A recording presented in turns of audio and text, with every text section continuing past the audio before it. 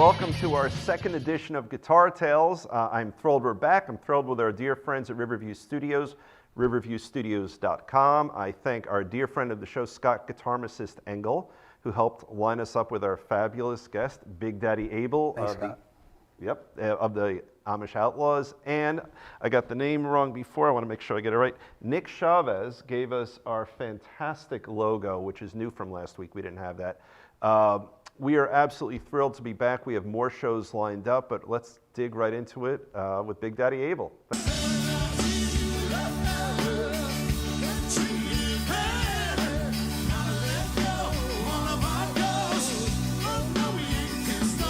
There's so much to talk about, and we were careful in the pre-interview. I didn't want to learn too much, okay? I got yelled at by my friend Todd from LA. He said we didn't have music early enough in the last show. So whenever you feel the need to pick up your Martin or your Fender, feel free. Okay. But Scott did it, Scott Engel did it 9 minutes in. Apparently that was too long. Oh, okay. So, all right. I'll get some awkward about this. So, let's talk about you a little bit. Your history, let's do the short version, and then we're going to do the long version. Oh. You've been in movies, I think. Yeah, I did that for about 4 years, movies, TV shows. All right. That was just to pay the rent. Okay. Well, what movies did you pay the rent with? Gosh, the first one that I worked on was just, like extra work, background stuff. Right. Shaft, the original Sam Jackson Oh, Shaft. really? It was a remake, but that's still older than the more recent one. yeah, it is. And then Right. we just actually went to the movies the other night and saw that they're having another Shaft where his son comes back. Oh, really? I primarily worked on a show called Oz. It was a HBO show. I know it well. Yeah. Prison show. They moved me around. I was a biker inmate. I was one of the Christian inmates, and I was kind of like not a featured guy, but a regular, inmate. Yeah, I have to go back to those because that was a really well done show. It was a lot of fun to work on, but it was disturbing to watch. Oh, yeah. Because Tom Fontana really wanted to depict life inside prison. Right, the realities. It was extraordinarily violent. Yeah. And characters you grew to care about were harmed. Absolutely. Yeah. But then also, the fact that he set a modern sort of setting like a Greek tragedy, where Right. you had the narrator and the chorus and, Yeah, you had you cared about the guards. You cared about the meanest of the inmates. The storyline, I remember there was the religious gentleman. I mean, there were a few religious people. You talking about Luke Perry? Oh, I forgot about him. Luke Right. Perry was on there. I forgot. Nicest guy on the planet. I was actually genuinely, when you hear a celebrity passes away and you go, oh, isn't that sad? And you think maybe your childhood or some better times. There's a something connection that you draw from it. Yeah. But the guy, he wasn't a Hollywood guy. It was just like the first day that he was there, he walked right in and goes, hey, how you doing? I'm Luke. Right. And I went, hi. Yeah, we know who you are. Right. But he was always a nice guy. And he was the religious preacher, I think it was. I think it was. I got to go back. I remember when he started on the show, I thought, all right, how are they going to write him in to mix it up with the tougher guys? But he's a strong actor, and you believe it. Oh, yeah. Yeah. Well, we had, there were some scary looking guys on there. It was a guy by the name of Mikey Izratsky. He was the guy with the tomahawks tattooed on his cheek. Oh, my God. He was tattooed head to toe. Right. Back when people weren't tattooed head to toe. Oh, no, not on the face, Right, not at all. And he was a scary looking guy. And he was a vegan. Oh, really? He would take his guitar to the elderly home and play every weekend for them. And, it was just another example of don't judge a book by its cover. Well, you're an example of that, So I've been telling you. I don't always dress like this. That's not what I heard, no. but I was telling people, so I don't know you. We just met tonight. Yeah. And Scott told me a little bit about you, and he said you're a super nice guy, but he also said the guy is 6'7". Yeah. And when I talked to you on the phone, you were soft-spoken. Like the whole vibe, and I think it happens when people have the confidence of maybe being a big dude, they don't feel the need to act otherwise. There's a lot of times, and every big guy will agree with me on this. It's like, sometimes you'll walk into a bar, right, and for whatever reason, a guy that's not as tall, right, he's angry about whatever he's angry about. Mm-hmm. And I've had times where guys have bumped me. You think you're big and bad? No, you think I'm big and bad. Right. I'm just waiting for my beer, or my drink, whatever. Right. You want one? Let me get you one. Right. But I mean, I get I get away with a lot in this outfit. Oh, So, I bet. You know, I I bet. mean, I can be silly. I can do sort of Don Rickles sort of stuff. Go Google Don Rickles. For the younger people. Yeah, for the younger It's an people old that crowd don't watching us. understand. You're okay. Oh yeah, by the way, he's not PC, and you probably would report him these days. Yeah, he wasn't. Now let's move. Let's talk. So Okay. you did these movies, right? Yeah, yeah. Hold on for a second. Sorry, we're going to fix something. And welcome back to Guitar Tales. I'm Dave Cohn with Big Daddy Abel. There we go. So we were talking before, and when we were off air for a few minutes, for some reason my brain categorized your HBO work as movies, and you reminded me, no, that's television. But you did more conventional television also. What did you do there? Oh, well, I worked on. Yeah, you Everybody's got it. going to hate me. My least favorite show, Law and Order. Why is that your least favorite show? I don't know. Probably because at my house I hear duh duh duh duh duh 24 hours a day, and it makes me nuts. Right, And right, that Right. That's how they segue from scene to scene on the show. yeah. But I mean, the first time that I ever worked on anything, it was a Law and Order episode, Okay. and it was in Harlem. Okay. Were you like bad guy number 4 or something like that? I was Thing walking in the background across the street down the block, so that you don't see anything blocking Chris Maloney's head. So that's funny. it was terrible, honestly. I mean, it was like, you know, here you go, oh, I'm going to be on a TV show. Right. And then a few weeks later, I got the paycheck, and it was like $23. I went, wait a minute, I worked for 10 hours, and it was $46 for paying a non-union background person. Right. And then they took money for the Taxes. yeah, but there was an agency that placed Oh, you, they so take they a took their piece. cut. They- They took the a VID. piece. Yeah.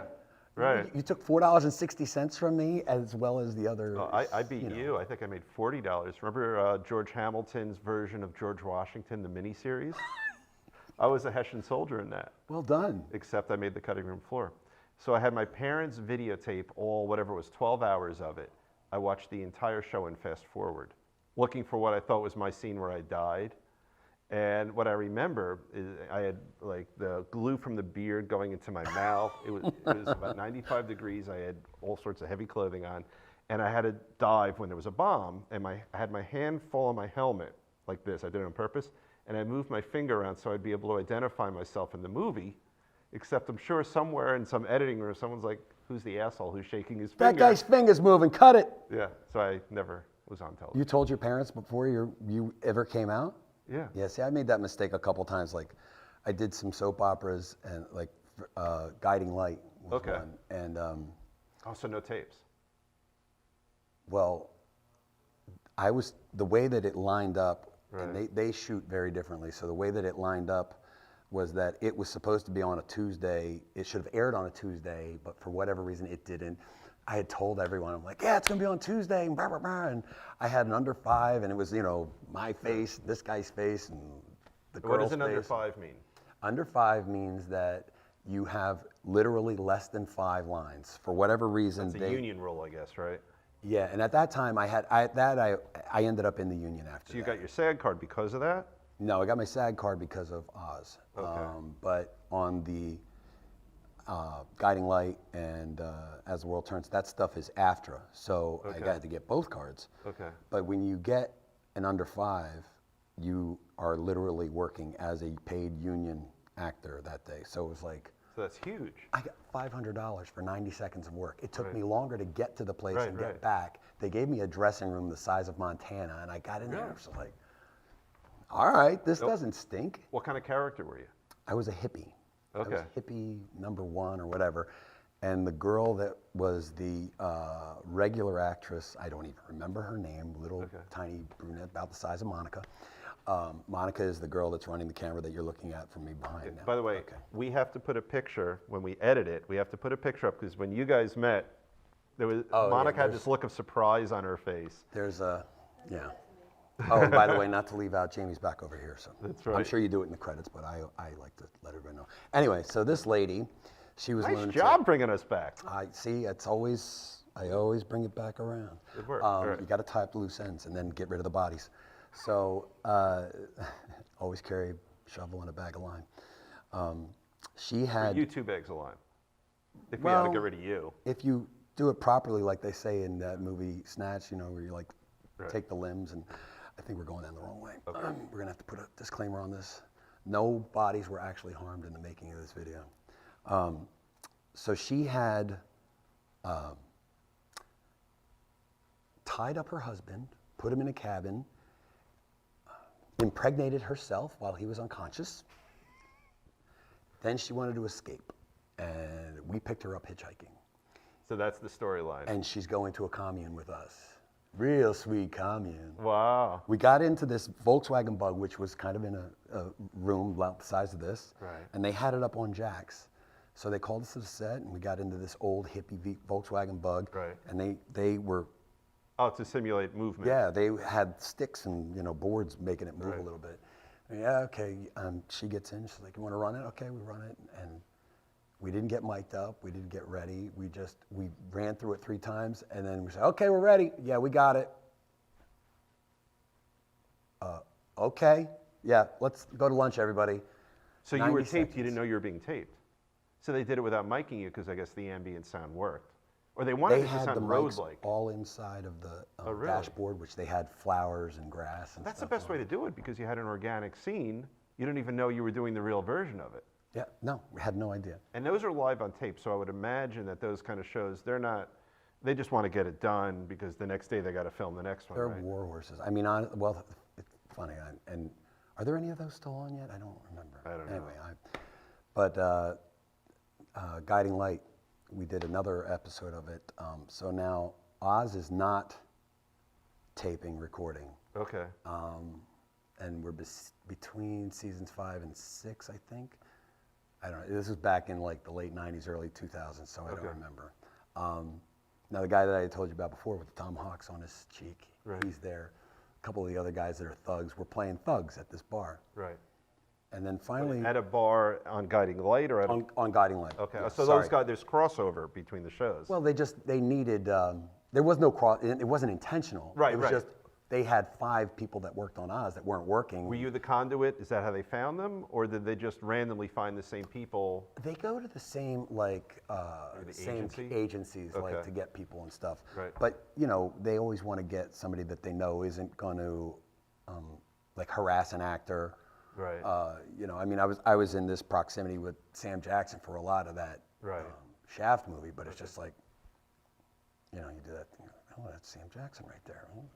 But you That's try to amazing. control yourself. Yeah. He's just a regular person like anybody else, Right. you know, but you're looking and you're just like, oh, that's the guy So, right there. yeah, he's iconic. Yeah. Yeah. That reminds me, actually, I was working on there was a movie Robert De Niro did called City by the Sea. Oh, that sounds His son was familiar. a drug addict, and he was trying to clean him up. And his son is the guy that played his son was famous, but anyway.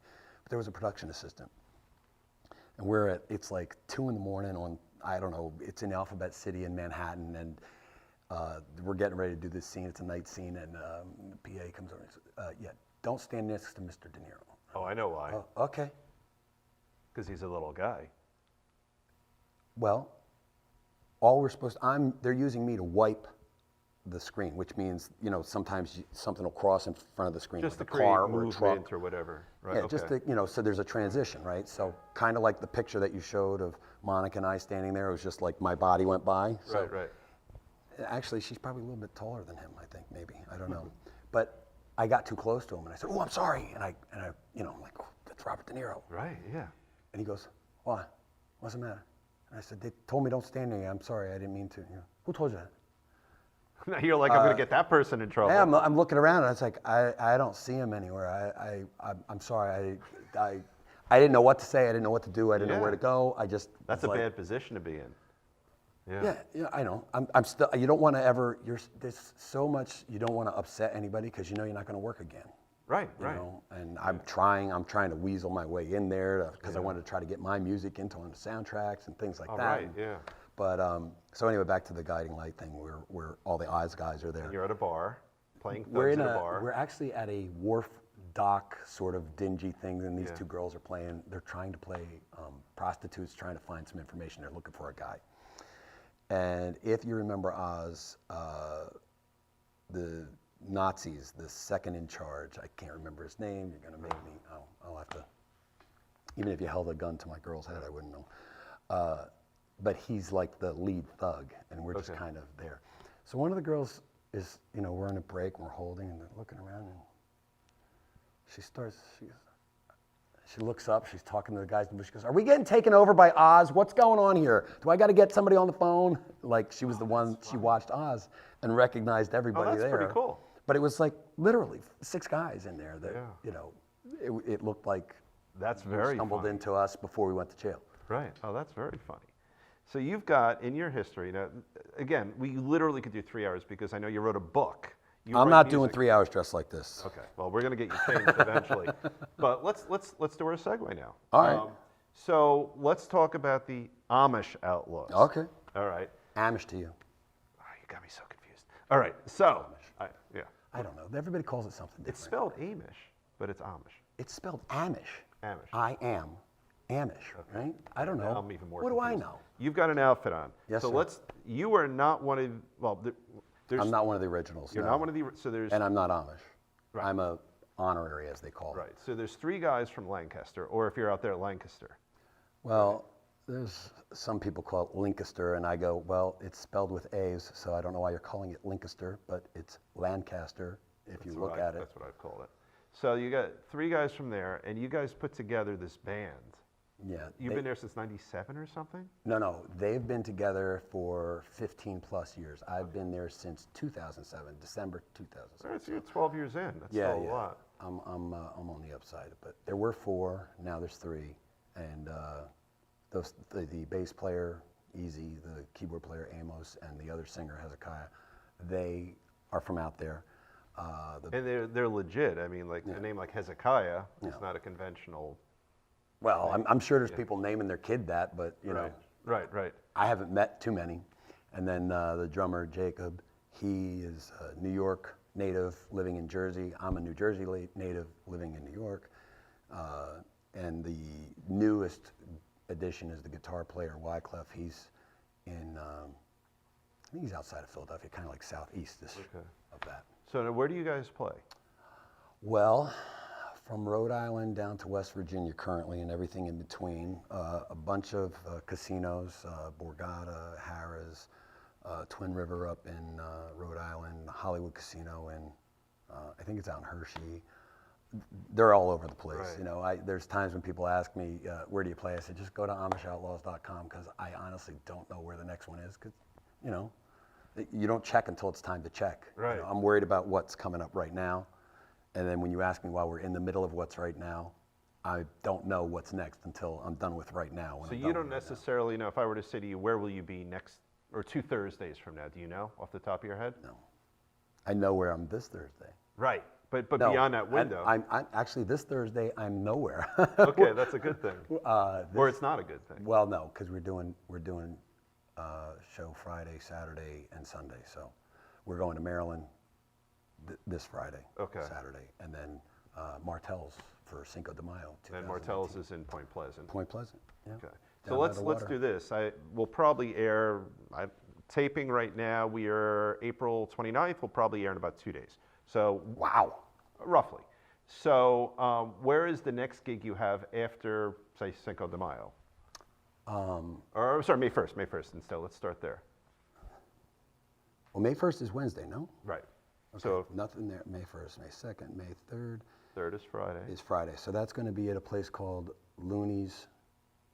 There are 4 Looney's locations in Maryland. There's a big, big pub place. Right. There's one in Maple Lawn. There's one in Bel Air. There's one in Perry Hall. There's one in Canton, I think, is the other one. We don't play at that one, but we're at the one in South, which is almost by DC. Okay. And then on Saturday, we're at the one in Bel Air, Maryland, which is northeastern Maryland, and then come back up. Last week, we were out in Harrisburg at a place called Club XL. Okay. Beautiful, like state-of-the-art, great place to see bands.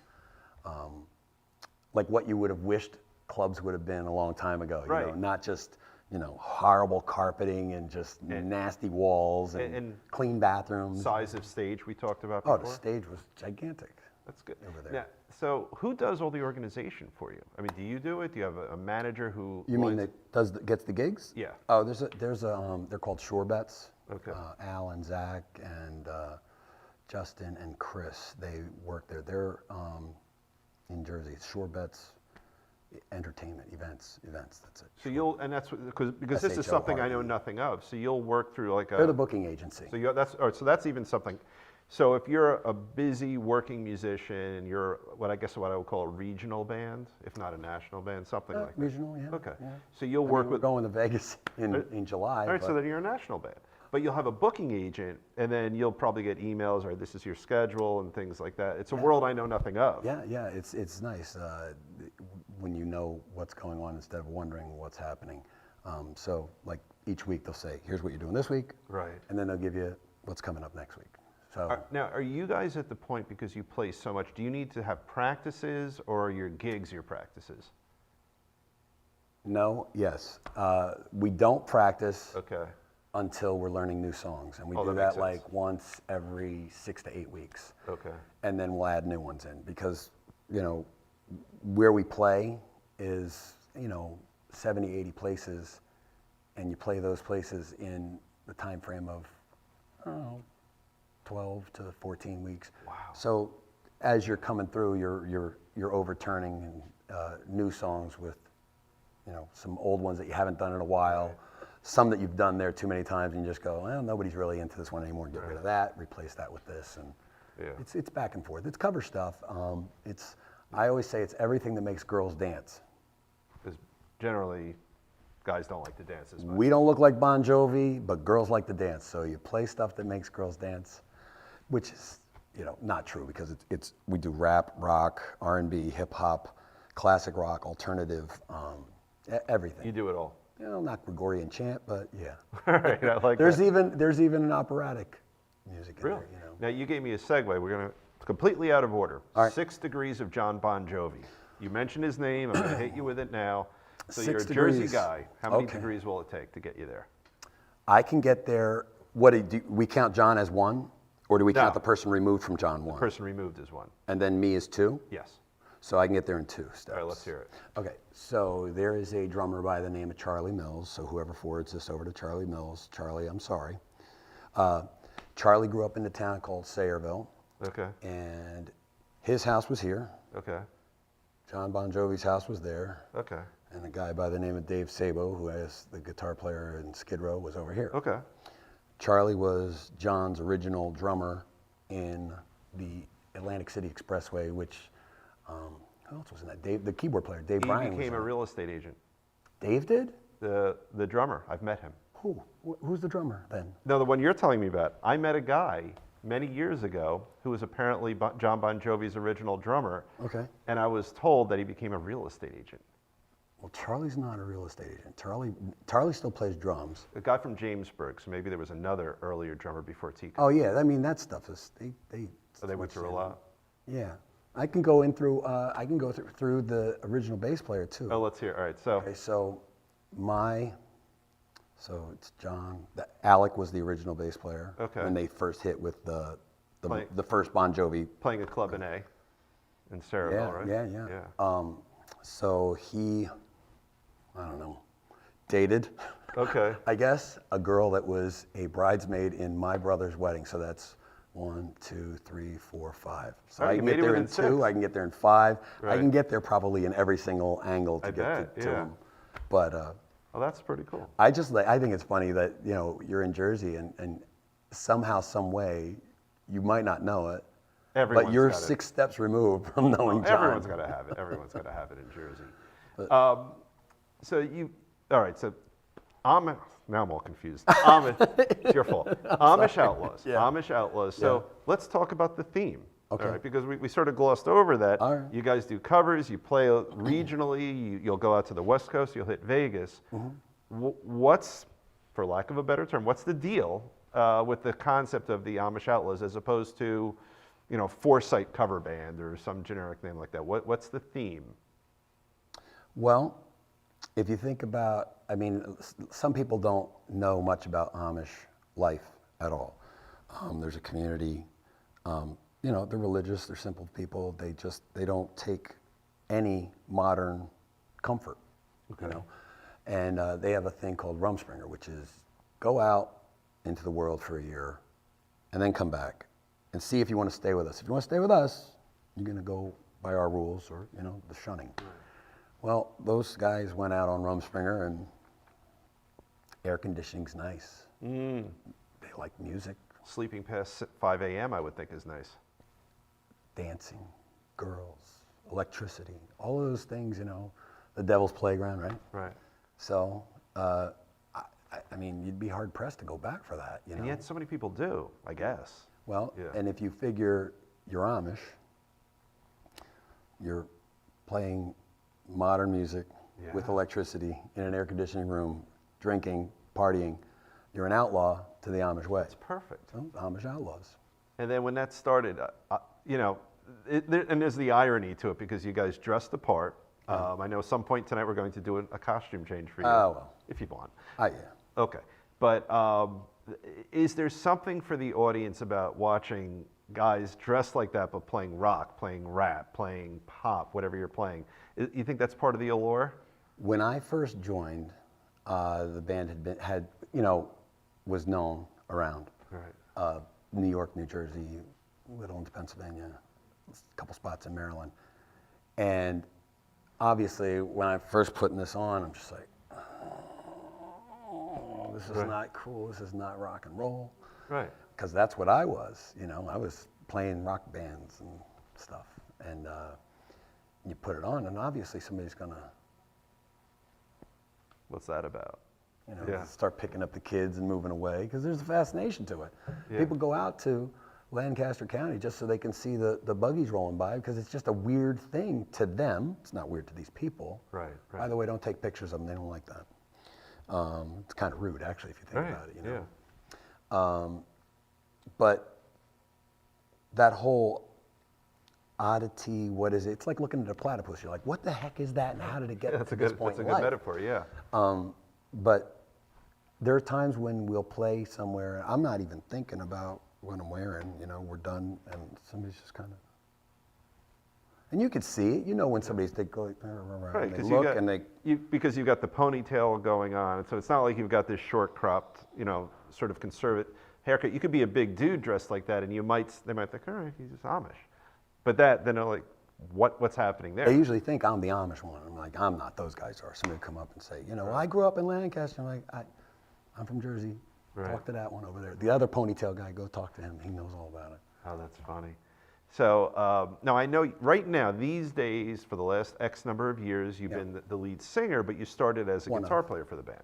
Yeah, I used to play guitar in the band, and I had one of those big old mothership boards that had a GT8 on it, if anybody's familiar with that, the unified pedal board. You know, I had one of those ones. And At Russo Music, I got it right around here. Well, I got my first guitar, actually, it's sitting over there, at Russo Music. Right. My Kramer Focus 3000, back when Eddie Van Halen. Right, he endorsed it. Yeah, that was, well, I got my first one in 84, 85, I think. Okay. But Eddie was why I picked up a guitar in the first place. You know, Right, which is, there's a lot of guys that did that. You know? Well, there's the story that when he would play, I guess, the whiskey, that he would have to have his back to the crowd because he didn't want them to copy it, because there would be guitar slingers in the crowd. So when he's hammering, which people have done similar things, but they hadn't really done that, he had to play with his back to the crowd so people wouldn't steal his chops. Yeah, I would have loved to have seen that. Oh my God. I've read it. I have seen them. I saw them with David Lee Roth. I haven't seen them. I saw them with Sammy, not David. No, but I mean, when you're talking about like that would be being there, amazing. present in that moment at like, God. I don't know, was it Gazars or somebody like that, you know, and you just go, who's this guy? What is this? What is? Yeah, history's treating him pretty well, I think, in terms of being like a legit innovator. Oh yeah, I mean, no one was thinking of doing. Well, maybe there's always some great unknown. Right, someone who probably hammered without commercial success. Yeah. And all the other great things he did. Yeah. But, you know, I watched the other day, somebody was putting on, maybe it was Eruption, because Scott and I have been talking about that a lot recently, but they put some live thing on YouTube, some, you know, very self-indulgent 12, 14-minute solo. Which is, Nobody cares anymore. no. No one does. No. Oh, you sat in your room and you played your guitar. Oh, good for you. Okay. Yeah. Yes. No, that's what Scott and I talked about, is that no one cares about it. But there was a time when we would go to a concert. That's right. I saw them with Sammy, but I'm sure, I don't remember, but I'm sure he did a 10-minute solo at some point. You know? I went to go see them with Sammy. I never saw them with Dave. No, I didn't And it was at the Philadelphia Spectrum. I was in that back Right. quadrant back there, if anybody remembers the Philadelphia Spectrum, and everybody, it's time for the guitar solo. And he started with that thing called 316. Right. And I was standing the whole time, and I got my binoculars, and I'm watching it. And then it would transition into Eruption, and it transitioned into Spanish Fly, and it transitioned into all his little guitar pieces. Right, right. That all of his guitar work up to that point. I went home that night, and I was up until probably 4 or 5 in the morning, learning that first part, because I knew all the rest already. Oh, so you were already a guitar player when you saw him? Oh yeah. So when I was 15. Okay. Oh, we'll get into that one, right? Because everybody has their why did you start playing thing. Yeah. I was on a motorcycle. That was very organic, by the way. It was. Yeah, because I wanted to talk about that. Oh, all right. Okay. So So you're 14 you or got to watch 15? out for Monsanto. They like to go and grab the organic things and then corrupt them. They do. Okay, enough politics. Yeah. I'm on a motorcycle. I go to pull out into traffic, and a car hits me, turns me into a hood ornament, pops my leg out, and I'm in a full leg cast, Okay. a cast longer than Monica. And sorry, why are you picking on me? So Bill Cosby actually signed my cast. Did he really? Yeah. All right. It was back before we knew anything. But yeah, I everybody had that first Bill Cosby thing, one called Himself, and you thought, oh wow, he's funny. But he signed that cast. It was my mom took me to see him for my birthday when I was 16. Wow. But anyway, So- we cut it off, and the guy goes, "You want that?" Nah. So I was laid up for the summer. Oh, okay. Friend of my brother's. My brother used to play guitar. And what town, by the way? You're in Jersey, right? I'm down in by Fort Dix and McGuire. Okay. And so this guy comes over and he's like wanting to talk to my brother. He wants to sell his guitar. And my parents were the parents that would take in anybody. Okay. So I'm third in line, but there were other stragglers around that my parents took in. Right. And he was staying with us at the time, Billy. And a guy named Mike wanted to sell the guitar to my brother, who had been playing in bands, who actually was managed by my physics teacher before I ever went to high school. Billy didn't have the money to buy it. I said, I'll buy it. I had no desire to play guitar. Okay. I had no interest in playing guitar. But you wanted to be part of that scene, whatever it was. I didn't know anything. I just knew, I just heard guitar and I went, I'll buy it. I didn't have interesting. $30 at 16, not back then. I go into the kitchen, my dad's there on the phone with his brother at the time, and I said, can I have $30? Points at his wallet, and I grab the wallet and all my crutches. And he hands me $30. I go back out, I hand him the $30. Here comes this, I didn't bring it, but it's, Oh, you still have it? I absolutely still have it. It looks like a Les Paul. It's a Les Paul knockoff, but it says Trump on it. This was a long time ago. Whatever you think, I don't care. But it was a Trump Les Paul copy. I don't think the guy made guitars. I don't think his family made guitars. I don't know what they were doing It back could then. be the adjective, like this trumps all other guitars or something. It trumped none of them. But I actually did use that guitar on my original music. I used it for a little part in a song called Contradiction. So single coil humbuckers. That had 2 humbuckers in it. It was literally just, it was amazing that it would stay in tune. Most people, they go, I taught guitar for a little while, and parents would always say, well, what should I get him? And I said, do not get the cheapest thing. Well, but if he doesn't like it, if she doesn't like it, what do I do then? Don't get the cheapest thing, because they're not going to like it. And here's why, because the action on the guitar is 4 inches off the neck. You look in neck. there, the action there. Yeah, so you see how this goes? The closer it is to the neck, the better your action The easier it is to play it. Yeah. Because this was actually the guitar I used with, when I was on with the Amish Outlaws a lot. Oh, you got to pick. A lot of Look noise. at you. You came prepared. I'll pick you. But it's like, for a kid to play a chord, Oh, it was so hard in the beginning. you can't. Yeah. This is out of tune. What? Anyway.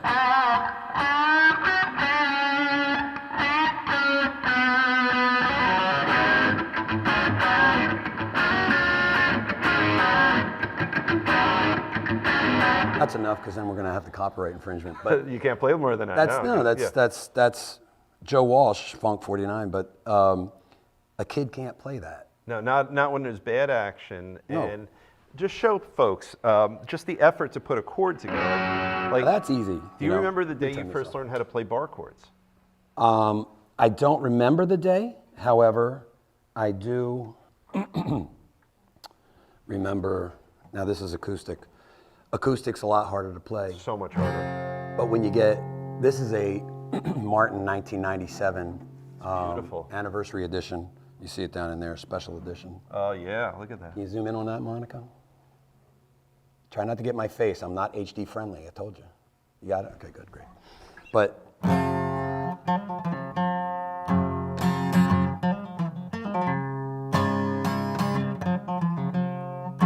It's got a beautiful tone. yeah, it's a great guitar. But playing that, It's so Is hard, hard for young because- fingers. yeah, they're small. Yeah. If the action is up high, like the action on this is really, really low. Right. If you're looking at it, I don't know if she can see it or not. My head's probably in the way. But this is a $2,000 guitar. And if you buy a $30 guitar, It's unlike frustrating. the Trump model that I got, if you buy a $30 guitar from a store, you're not playing that. No, and I tell And little people, tiny fingers. Oh God, no. And I tell people, start your kids on electric. And all the parents say, no, I want to start them on acoustic because it's nicer. And it's, no, they'll have more fun on electric and they're more likely to stick with it and it's easier to play. And it's not about you, Mom. It's about him. Right. It's not about you, Dad. It's about her. Yeah. You know, go and get a $200 guitar. Mm-hmm. Don't get that 120 watt amp. Get a 15-watt practice. Get amp. a fit. That's what I had. I had. It was from Sears. Oh, really? It was literally like the size of like a Bible. You know, it was the size. It was the size and width and thickness of a Bible, and it was just no frills, nothing. It was volume, tone, on, plug in. That's it. And eventually I found out about the toys. You know, distortion pedal, chorus pedal, and then you start adding that stuff on. You're like, I'll mow the lawn. I'll wash the car. Right. I had a lawn business. That's how I did it. Now, I built. My dad is an engineer. And somewhere I found a 1-watt amp. And he's an inventor. So he had this little box for something he had been inventing. I stole one of his metal boxes, drilled holes in for input, quarter-inch input, quarter-inch output. And I set up, somehow I connected AC to it. I don't know how I did it. And I had a 1-watt amp that I treated like a distortion box. So I would put guitar into the 1-watt amp. Then the output from the 1-watt amp hit the input of any guitar amp I used, and it was just this dramatic overdrive, like dramatic. What did it sound like? Did you record it? Yeah, all the things Did you like it or? Oh, it was wonderful. It was absolutely wonderful, and it created great distortion, and it was free because it's just stuff lying around the house, so I could plug it into my used $10, $15 amp. Yeah. I even converted an FM radio into a guitar amp once because I didn't have the money to get a regular amp initially. So you could just take out the tuner, create an input where the FM tuner would go into their little crappy amp, and you put 1 + 1 1-watt amps, and you get enough volume to fill a bedroom. Okay, you just created 17 questions. Okay. How old were you when you did that? 14, 15 Okay, maybe? why did you know to do that? My dad's an engineer, so I always like to tinker. Did he tell you about that? He helped me. He helped you. He helped me. Who So- came up with the idea saying, hey, let's do this? You or him? Me. And you said, hey, I want to make this happen? Yep. Where had you gotten the influence to make that happen? Like, what was it like Keith Richards, can't get no Oh, satisfaction, where he blew the amp? No, you know what? I think I knew the stories about the Kinks when they would take the razor blade to the speaker. cut it, yeah, I got to be So I knew those stories. I knew the stories about Hendrix putting amps next to each other, causing the feedback. causing the feedback. So I wanted to create distortion. I don't know where I specifically, or what I emulated, what sound I specifically emulated, but I knew that they were using technology to create distortion, or like the Leslie speaker that would physically whirl in a That cabinet. was so cool. I mean, it's brilliant. So I just had this concept. I wanted to create a cool sound. Yeah. I didn't have the money to create a cool sound, so that's what I did. You like what's his name? Oh, I the know you're Deaky amp that they Oh, made for Brian Mesa May. Boogie. Oh, no. No, it was this Deaky. Oh, I don't know that one. The guy Deacon was the guy made it. Wikipedia that. Right. I think it was called the Deaky. Yeah, I know. Brian But May it was is how he got his tone, and they made it for a little while, crazy. It's and then crazy good. and then it went away because you only need one Brian May. You don't need No, that's 400. probably why. You're right. And then you look at what's his name, Schultz from Boston. With the created- Rockman stuff. Yeah. We all love Boston sound, Yeah, and that was it. It was one and done. yeah. Now you're now. So when you have an amp, are you a sample kind of sound guy, or do you have tube? Like what's the sound you have? Okay, so what I have now, when I originally started, it was with like Boss pedals. Okay. Which Yep. everybody Everyone started has with. Boss pedals. And then when I finally, oh my gosh, that digital, they had a DD3 digital delay pedal. Okay. When I got that, it was like $150, like 7 million years ago. Right. And I got it at Russo's from Joe. I pointed that way because Russo music is that way. It's behind Monica to the left. It's in Bordentown. Is that in Bordentown still? No. I would think don't know. Hamilton. We're in would be the Bordentown. address. That's Hamilton. Yeah, okay. yeah. But anyway, that's where I got my first guitar. That's where I got all my stuff from them.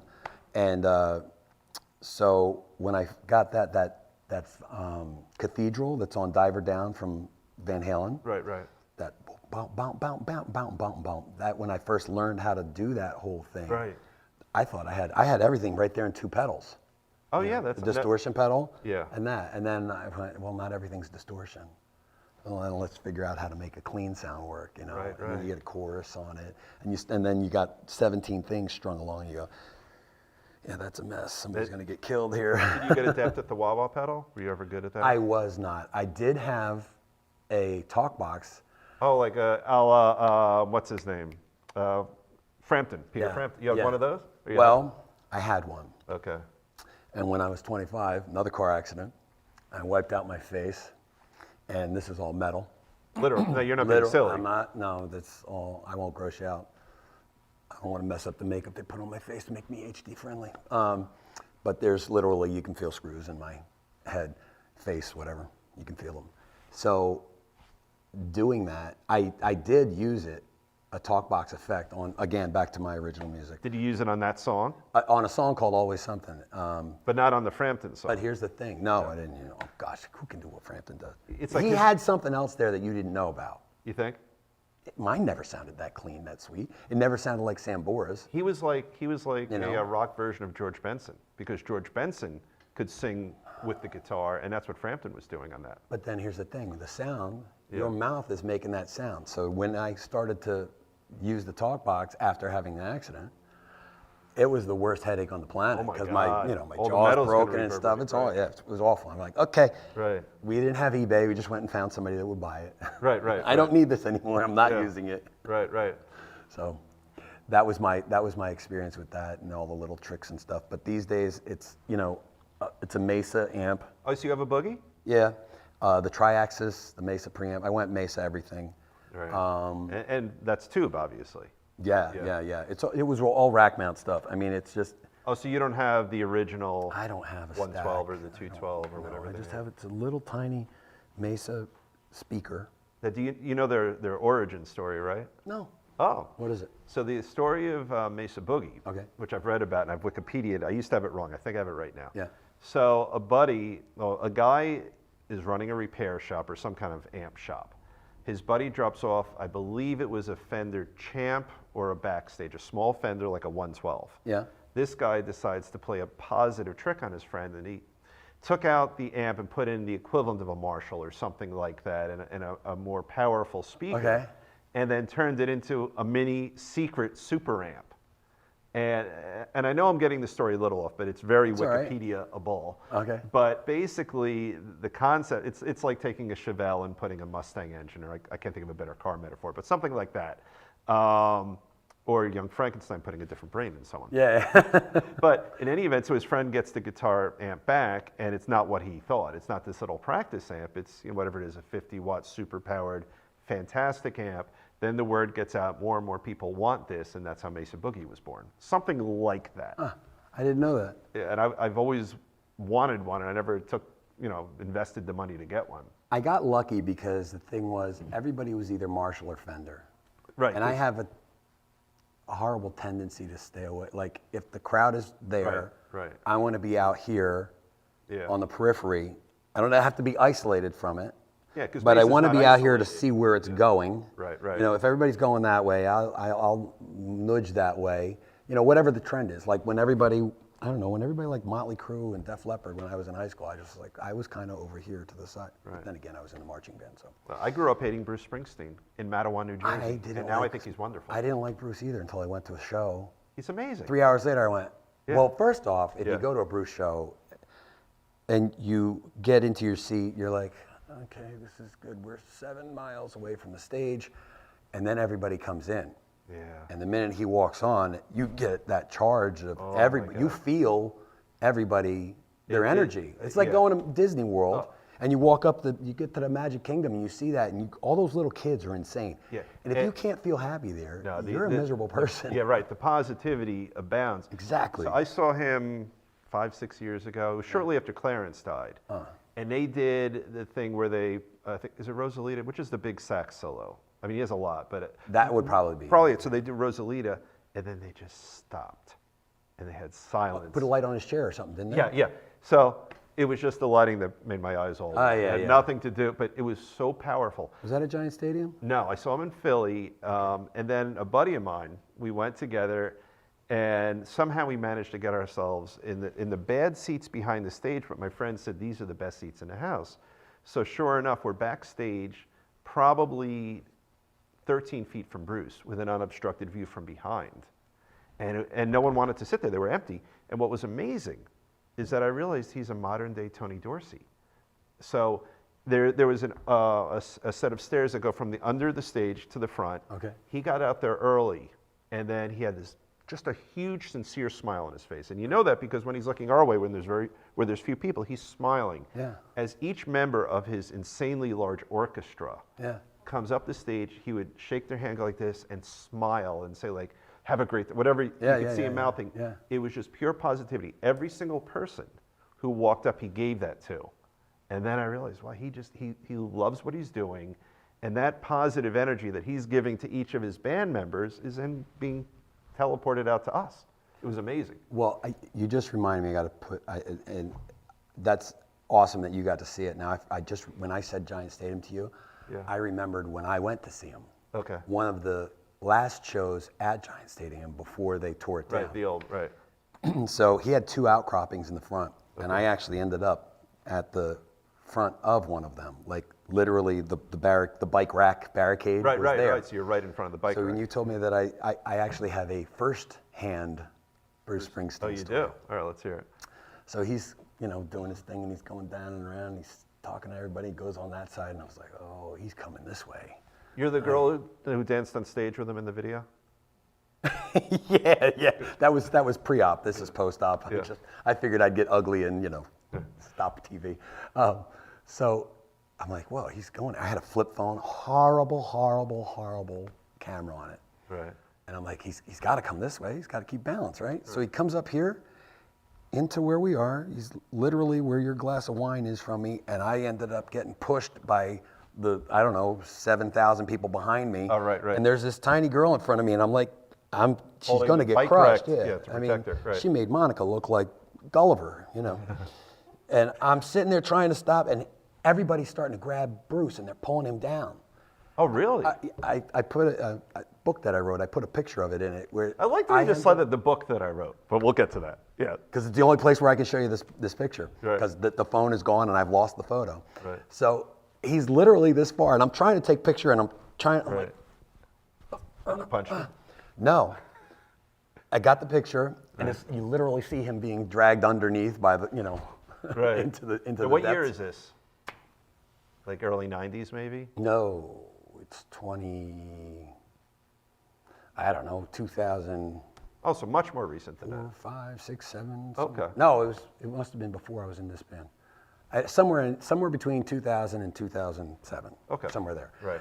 And I literally said to him, "Hey, can you back up? I'm crushing her." And he goes, "Yeah, sure." Oh, that's He can't fantastic. get up. He had to have everybody come in and get him. He's laughing at me because I said, "But it's literally, I'm right here." So you're just back feet up, from back him. up. Yeah, okay. Oh, that's funny. Telling the guy it's his show, Right. and I'm telling him back up because I'm Oh, that's crushing this girl. and this is not at the Stone Pony. This is at a It's a huge. giant stadium. There's 80,000 people there, 60,000, whatever. That's hysterical. It was at the old Giant Stadium, so whatever it was, he sold it out like 17 days in a row. But I literally told Bruce Springsteen to move at his own show like an idiot. funny. Yeah, I felt like I was cringing the entire time afterwards. But yeah. He must think I'm a total tool. Or he got a kick out of it. Or he didn't care. He's like, yeah, the ball's on this guy. Yeah. Or he just has Who a are funny you story. to tell me? Yeah, And he promptly he's not forgot. wired like that, though. He probably Not at all. he might have exited that whole scenario. Thank God that girl didn't get hurt. That was nice of the guy to. He couldn't get up. They had him every single So direction. I'm picturing it wrong, that he would be up here and you're down here. Yeah, I'm okay. Oh, but because of your I just height. left the shot. Yeah. Okay, raise it up. My eyes are up here. I'm literally like this, Right. holding the stage. Right. He's here. Oh, I see. He's down on his knees. So He you're went not down holding to the get bike something. rack, you're holding the edge of the stage. Well, I was initially, and then it started to move, and then I got the stage, and Oh, so she's you're- still under here, so and I'm his just feet like, are at the edge of the stage. his head's here, and he's down. He's literally getting pulled in, and they're at this. It lasted maybe 15 seconds, but people are literally flying in from everywhere because he's getting pulled Right, in right. 17 directions. And he's the kind of guy who will want to mix it up, which is probably difficult if He you're didn't his care. handler. He Yeah. didn't care. He was just like, Yeah. oh, this is how I die. Okay. Right, right. You know, and then nobody would have been able to go to Broadway or watch the Netflix special. No, he works really hard. I mean, having seen him, he works so hard. He's just amazing. He's got a new album coming out. I saw. Oh, does he really? No, that's in June. Anyway, that was my Bruce Springsteen story. I just remembered it. All right, well, Sorry, I that's- didn't mean to slip in. No, under the book. it's all good. We're very free form over here on Guitar Tales. So we got the segue, and let's talk about it. You wrote a book. Why did you write a book? What was it about? Well, so we used to play this place in Pennsylvania called the Bent Elbow. It was in Fort Washington. And this guy had a baseball team of kids. Giovanni was his name, was his name. I haven't spoke to him in a long time. So his children used to come see us, 1, 2, 3, 5, all of them, 9. Okay. We had 9 of them. And this place it would get packed. The walls would literally sweat, because it's that hot and humid. Okay. And then he came one time, and then he starts following me on Facebook. And I used to be a lot more energetic with what I would post, just ridiculously funny things on there. And he started contacting me. He said, "You ever think about writing?" And I said, "Well, yeah, I got a bunch of songs. What do you want to hear?" He said, No, writing, like writing stories." Yeah. And I said, "I never thought about it." I said, "Nobody reads. Why would I do that?" And I said, "The fact that I even waste this is just me getting this off of my chest. I didn't put it there for anybody. I just was kind of like trying to talk to somebody that didn't exist." Right, But right. I thought they existed in my A brain. little like, bit of self-therapy. yeah, well, I figured, this person's going to understand my situation. Little did I know there were multiple people that understood the situation. So he started it with like audiobooks, not audiobooks, ebooks they call Right, it. right. For like Kindle and what was the other one? The Fire for Amazon. Oh, yeah, yeah. So there were a bunch of these little ones. And then, I got up to like volume 6, and they were just, So were you? stories that one was stories that happened in the band. One was just, they're just anecdotal. I tried to make them funny. So it's like now, was it like an oral history or was it typed? Were you dictating? No, I was literally clickety-clacking it myself on my computer. Well, that's And then fantastic. I would just, send it over to him, and then they would, Yeah, whatever, they knew what they were doing, like everybody here knows what they're doing to make this happen and get into somebody's computer. So that's fantastic. So you from scratch, no ghostwriter, maybe a little editing on their end, but you just wrote up. No, they didn't even edit it. Oh, really? Oh, I'm annoying with things like grammar and Oh, yeah. spelling. Like when if I see somebody spelled something, somebody put something the other day, find, and it was supposed to be FINED, and they put FIND, and I just, Right. I sit there and I type, and well, if you find that, and I just start playing off of it in the thread, and then people that know me, they They're start gonna liking find it. it. They know Yeah. what I'm doing. Right. It's not. I don't know. I don't mean it in a mean way. It just happens. I'm sure it's taken in. Usually, I have to type it and send it to the bass player so that it gets out of my system and I don't put it up live. Right. But anyway, so we made a bunch of those, and So you would do like a chapter at a time, and then they would get it added to it was like a complete ebook, if you will. Oh, so they didn't put it out there till you were done with all your chapters. No, it wasn't even like chapters. It was like an ebook, like a like a small little thing Like- that you read on your Kindle. Like It a wasn't- 120 page book or something like that? Yeah, little stuff. Like some of them were shorter, some of them were longer, but they were just on different topics, and it was just whatever the heck came to mind, and I would go off on it, and I'd send it to him. And then after about a year or two, he came in and he said, I want to do an actual book. And I said, Okay. why? He said, no, you know, a real Now, book saying where your why, pages and everything. Because it ain't broken, why fix it? Or you were Because not the that same ambitious? reason, I wasn't that ambitious. The same reason, nobody reads. No, If they it don't. doesn't, like, you know, oh, Guitar Tales with Dave. That's about the max of their reading, and then they go on. They look at the picture, Right. and they scroll to the next thing. And I was aware of this at that time. Right. And he goes, well, we could take all of them and put them together. And I said, they don't work together. They're just things. I they're said not- I would have they're to not tweak it interconnected, right. and make them flow to each other. And so I spent time doing that, and then you know, ended up putting the book together. That's a And it's- tremendous amount of work. Well, I didn't think about it at the time. But I know it is. I wrote a chapter to a legal book once, and it was an insane amount of work for the amount of pages I generated, because it's a different process than just an article. Yeah. You know? Well, we can play 6 Degrees of Guitarmicist. Scott's band, the Smoking Jackets, the drummer in that band, Tommy Janarone, Right. he actually wrote part of one story. Oh, really? It was like this, I don't know, it was like this Jersey Shore 6 zombie Degrees of sort Scott of Engel. thing. Yeah, 6 Degrees of Scott Engel. But so he ended up, it's a soft cover book, it's on Amazon. I don't take a dime for it. I've not that it's made Right. Grisham money. Right, but that's But fantastic. I don't, it goes to breast cancer. Oh, that's fantastic. If you don't like it, well, at least you helped a good cause. Right. But at that, hopefully it makes somebody laugh. I think it's funny. People that have read it told me it's funny, but So what kind of stuff do you have in it? it's literally just, Anecdotes, it's your life? anecdotal things. It's hard for me to explain it. Is it all from your music history? Do you talk There's about that, there's stories in it. I mean, there's a story about the time when I met Ozzy. Okay. You realize now you have to share that. Let's hear it. So there's a wedding in New York, and it's the early 2000s, and go to this hotel, the Peninsula, I think it was, Pennsylvania Hotel. Oh, my train's here. And checking in, and I see this guy's got Black Sabbath on this cross. And I looked at the cross before I looked at him, and I looked at it, and I looked up at him like, standing there checking in. He looks familiar. I couldn't. The quickest thing to think is like, this is the bass player, Bill Ward from Black Sabbath, and it didn't click on me So at it the did. time. I would have thought it's a fan. No idea. Is there something? Yeah. Thought it was a fan. I'm in Manhattan. Right. Out in Long Island is Ozfest, but I wasn't thinking about Right. it. You weren't connecting the I'm like, dots. no, yet. Yeah. there's a wedding, Yeah. and Right. go to the wedding, come back, and my hair's all out and long, but people think sometimes my hair is connected to this hat. It's not. It's literally connected to my head. But at that time, and I had the nice tux on and going up the So steps. you're a sight. So you're a tux with like the rock dude hair, and all 6'7" of you. So he's not. I don't want to see noticing you. pictures of that time. I don't. But and I he's don't want not. to post them. He's not failing to notice you. You're not. No. This is early checking in. I'm just dressed normal, and I see this guy, this bass player, right? So I go out. And Well, what you think is a bass player. Yeah, I don't know. I didn't know it at the time. I still didn't know. Yeah. So it's literally 10, 11 hours later. Yeah. I'm coming up the steps. The lobby's on the first floor, and then you swing around to get to the elevators. So I'm going up the steps, and it was great, man. It was great. It's great. And let's get a drink at the bar. Sit down at the No bar. one else talks like that, except for maybe Keith. No one talks like that. Right.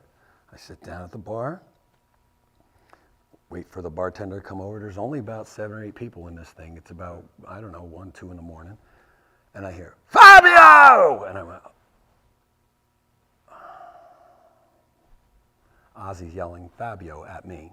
Oh. He's talking I didn't even get that. He's talking to Marilyn Manson. Well, Fabio was big with the, Right, yeah. I can't believe it's not butter thing. Right. But And Marilyn Manson's right there too. sitting on the couch, that was whatever when Marilyn Manson was with on Ozfest. Oh, it was okay. Black Sabbath or whatever. Right. That was that time, whatever Okay. that year was.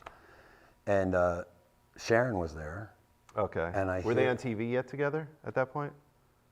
it was going on, but it wasn't on, I think. Okay, so They must have, it was in the can, as they call it, you know, Right, it was right. done, but I don't know, it didn't explode yet. right.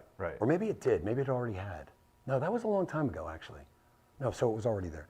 But, and I hear Sharon going, what's that commercial? I can't believe it's not, what's that commercial?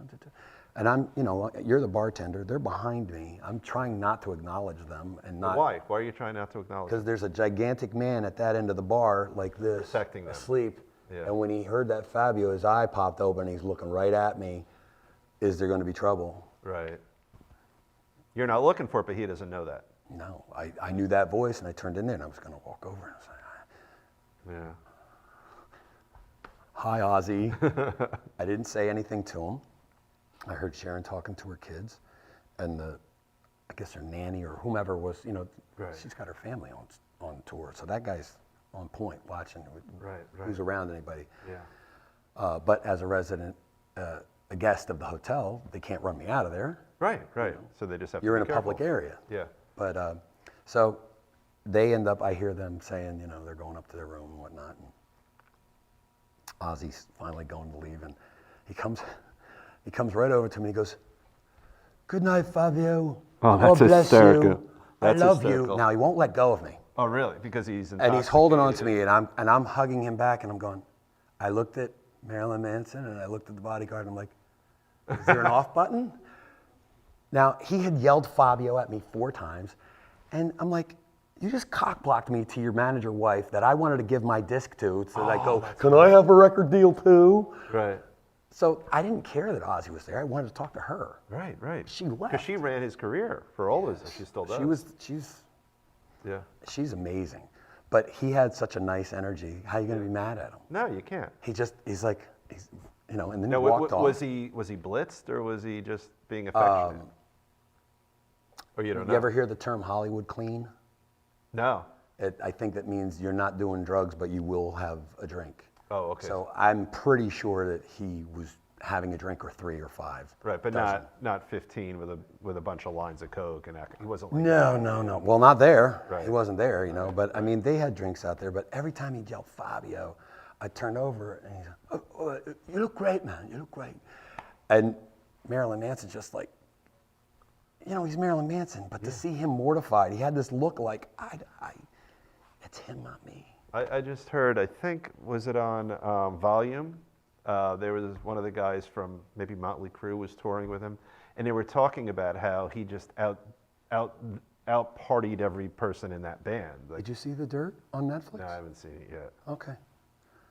Well, first off, I felt sad watching it. I wished that I hadn't watched it. A lot of people were like, "Oh, it's great," but I watched it and I just was like, I wasn't a big Motley Crue fan. No. But I liked their songs. I've gone to see them on tour. Right. You know, I mean, it's a great show. Right. And there's, you know, diehard fans for any single band. Right.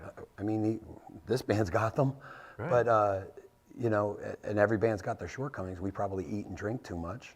But the stuff that I saw on that thing, I was just like, wow, really? But it made me sad for them. But the Ozzy section in that, Right. I'm not going to spoil it for you. Yeah, he's got all sorts of positive energy going on, even though like his roots are in such sort of dark music in his early days. You know, it wasn't this like positive kind of stuff where you'd sort of smile listening. It's this hard driving heavy metal. Oh, yeah. But, I mean, he gets near you. You know, that, "We love you all." Right. He does. Yeah. He really does. I mean, I watched the Osbournes. I loved that show. Oh, it was fantastic. And he was befuddled. Yeah. You know, he couldn't figure out how the. No, he almost comes across like he's got Alzheimer's. Maybe, I don't know. But there's a brilliant guy behind that facial inability to articulate. I don't know. Well, there's also the editor, Right. who makes everything look nice. Right. Now, do you think the editor of that show is making him look more or less cognitively challenged? I imagine that there's probably a lot of stuff that never made Right. light of day. Yeah. And it's probably in somebody's, you know, every guitar player got the isolated Eddie Van Halen solos that the board guy like Right, cropped right, everything out, and he was right. like, "Hey, you guys aren't going to pay me overtime? Yeah, okay, here that goes. Right. Here's Someday the I can get right. here's the drunk Eddie Van Halen solo. Right. I'll Right. think next time to pay me my overtime." Right. That's probably true. So, you know, it's sad, but it happens, and I'm sure that there's footage that I would is think. probably not flattering. Right. That's what I would guess. But yeah, he seems like pure positive energy. He was super So sweet. about 20 years ago. Uh-oh. Wow. Really? I just got weird. This is the. You've been watching for way too long. You've probably eaten through all your Doritos.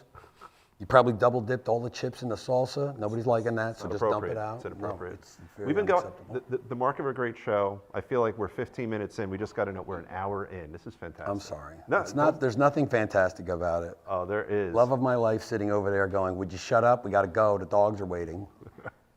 Hi, So- baby. We will wrap it up, but I have an Alice Cooper story. Wrap it up. So many years ago, probably 20 years ago, my ex-wife and I are in Florida. Oh God, probably 25 years ago. She wasn't your ex at the time? No. Okay, no, I was going no. to say, man, you're No, hip. we're still good friends. Okay, good. But we're at this generic hotel, and I mean a generic, like a Holiday Inn-ish hotel, Yeah. 7-8 miles in from the beach. Okay. $120 a night rooms, like nothing fancy. Every day we would go to the pool, and there was this nerdy guy with like dark hair would just go there and hang out a little bit. And her friend's mom was there, who I guess was in her mid-70s at the time, and that woman would periodically chat with him. And on the third or fourth day, we find out it's Alice Cooper who's in town to golf. And him without makeup, it is just, hanging out at a pool, not in a zillion years. Not in a zillion years.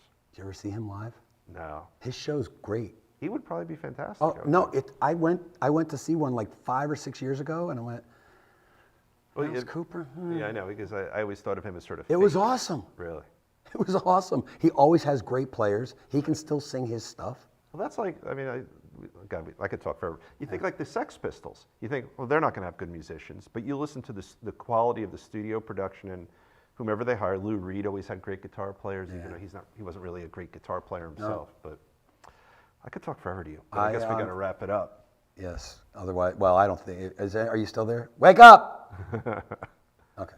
All right. So now, AmishOutlaws.com, right? That is the website that has the story, the bios, the where to go and find us. It has all sorts of fun All stuff. the dates you'll be playing. All the dates we'll be playing. You can find us on Facebook. You can find us on Instagram and the Twitter. right. Although I think Twitter's just for politicians and comedians myself. That's all it's about now. If you go over to YouTube, there's a show that we did. There's several episodes of Lunch with the Amish Outlaws. That's You guys are I think foodies, it's I funny. know. Oh, Yeah. It's not that impressive. this is all shirt fat right here. It's not actual fat. Yeah. Anyway, but that's funny. I liked doing that. There are about 700 videos of us playing live from little tiny places to great big places. The quality is of varying nature. We do live video sometimes depending on the Wi-Fi signal from where we're playing. Oh, really? Like a live feed, in other words? Yeah, Facebook Live. Oh, yeah. Sometimes it's behind stage, sometimes it goes in front, and obviously there's drastic changes in sound, and the microphones on a cell phone aren't, it's Right. Yeah, they're not the same. It's not this.